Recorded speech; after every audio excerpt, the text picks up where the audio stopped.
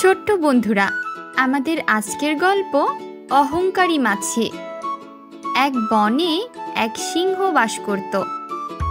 একদিন খেয়ে দেয়ে সিংহ একটি গাছের নিচে বসে বসে বিশ্রাম নিচ্ছিল। হঠাৎ সেখানে এক মাছি এসে হাজির হলো। সে সিংহের কানের কাছে ভো ভো করতে লাগলো। সিংহ প্রায় ঘুমিয়ে পড়েছিল। মাছির শব্দে তার ঘুম ভেঙে গেল। সে খুবই বিরক্ত হলো।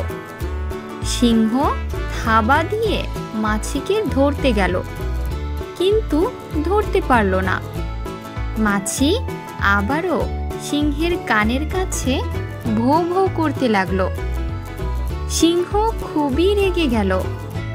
সে চেঁচিয়ে উঠল, এই বিরক্তিকর মাছি, আমার কাছ থেকে দূরে চলে যাও, নইলে আমি তোমাকে হত্যা করব।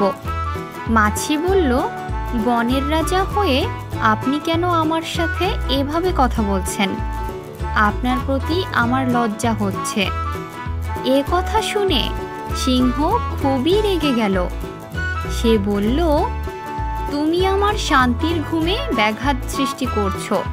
শুধু তাই নয়, তোমার এত বড় সাহস আমাকে জ্ঞান দাও। তুমি নিজেকে সামলাও। সিংহকে থামিয়ে দিল মাছি। তুমি কি ভেবেছ আমি তোমাকে ভয় পাচ্ছি? মোটেই না। যদি তোমার এতই ক্ষমতা থাকে তবে তুমি আমার সাথে লড়াই করো। আমি তোমাকে লড়াইয়ে আহ্বান জানাচ্ছি। সিংহ আরও রেগে গেল। সে তার থাবা ছুঁড়ে দিল, কিন্তু তা লাগলো না মাছির গায়ে। সিংহ নিজের কানেই নিজে ব্যথা পেল। এবার পাজি মাছি সিংহের নাকের উপর এসে বসল। সিংহ ভীষণ জোরে তার নাকে আঘাত করল। সাথে সাথে মাছি উড়ে গেল। ধারালো নখের আঘাতে সিংহের নিজের নাকই রক্তাক্ত হলো। মাছি পুরো ব্যাপারটা ভীষণভাবে উপভোগ করছিল। এবার মাছি গিয়ে সিংহের কপালে বসল। এরপর সে সিংহের গালে বসল, তারপর বসল তার গলায়। সিংহ বারবারই মাছিকে আঘাত করতে লাগলো, কিন্তু সে মাছিকে ধরতে পারল না। নিজেই রক্তাক্ত হলো। অবশেষে সিংহ ক্লান্ত হয়ে গেল। সে বলল, প্রিয় মাছি, দয়া করে এখন আমাকে ছেড়ে দাও। আমি পরাজয় মেনে নিচ্ছি। গর্বিত মাছির মুখ ভরে গেল বিজয়ীর হাসিতে। সে ভো ভো করতে করতে মনের আনন্দে ছুটল অন্যদিকে। পথে তার সাথে হাতির দেখা হয়ে গেল। মাছি অহংকারী কণ্ঠে বলল, হেই হাতি, তুমি শোনো, আমাকে সালাম দাও। আমি এইমাত্র বনের রাজা সিংহকে পরাজিত করে এসেছি, আর তাই আমি এখন এই বনের রাজা। হাতি ভাবল, এই মাছিটা মনে হয় পাগল হয়ে গেছে। আমি কেন তার সাথে কথা বলে আমার মূল্যবান সময় নষ্ট করব? সুতরাং হাতি তার সুর তুলে মাছিকে সালাম করল। এই দৃশ্য দেখতে পেল একটি শিয়াল। তার মুখে চতুর হাসি ফুটে উঠল।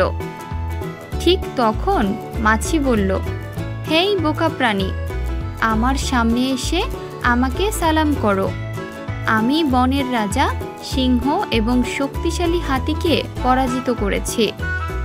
শিয়াল মাছিকে সালাম করল এবং মোলায়েম কণ্ঠে বলল, মহামান্য, আমার সালাম গ্রহণ করুন। আপনি বীর যোদ্ধা। আমি আপনাকে এবং আপনার সম্মানীয় পিতৃপুরুষকে সালাম করছি। কিন্তু মহামান্য, আপনি কি মাকড়সাকে দেখেছেন? সে কিভাবে চোখ পাকিয়ে আপনার দিকে তাকাচ্ছে? আপনি কেন তাকে একটু শিক্ষা দিচ্ছেন না? এ কথা শুনে মাছি খুবই রেগে গেল এবং অহংকারী কণ্ঠে বলে উঠল, আমি তাকে এখনই শেষ করে দিচ্ছি। এই কথা বলেই সে ধেয়ে গেল মাকড়সার দিকে। কিন্তু হায়, সে মাকড়সার জালে আটকে গেল। সে ছুটতে চেষ্টা করতে লাগলো বারবার, কিন্তু তার সকল চেষ্টাই বৃথা হলো। যতই চেষ্টা করতে লাগলো, সে জালের মধ্যে আরো ভালোভাবে আটকে গেল। কিছুক্ষণ পরই মাকড়সা তাকে খেয়ে ফেলল। অহংকারীর পতন হলো। শেয়াল সবকিছু দেখছিল।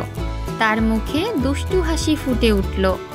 হাসতে হাসতে সে নিজের পথে হাঁটতে লাগলো। ছোট্ট বন্ধুরা, আমাদের আজকের এই গল্পটি কেমন লেগেছে অবশ্যই কমেন্ট করে জানাবে। আর হ্যাঁ, আজকের এই গল্প থেকে আমরা কি শিখলাম জানো? আমরা শিখলাম অহংকার করা মোটেই ভালো নয়। আমরা কেউ কখনো নিজেকে নিয়ে বা নিজের কোনো কর্মকে নিয়ে অহংকার করব না। ছোট্ট বন্ধুরা, এমন নিত্য নতুন সব গল্প পেতে আমাদের চ্যানেলটিকে সাবস্ক্রাইব করো। আর হ্যাঁ, যারা সাবস্ক্রাইব করেছো তাদেরকে অসংখ্য ধন্যবাদ।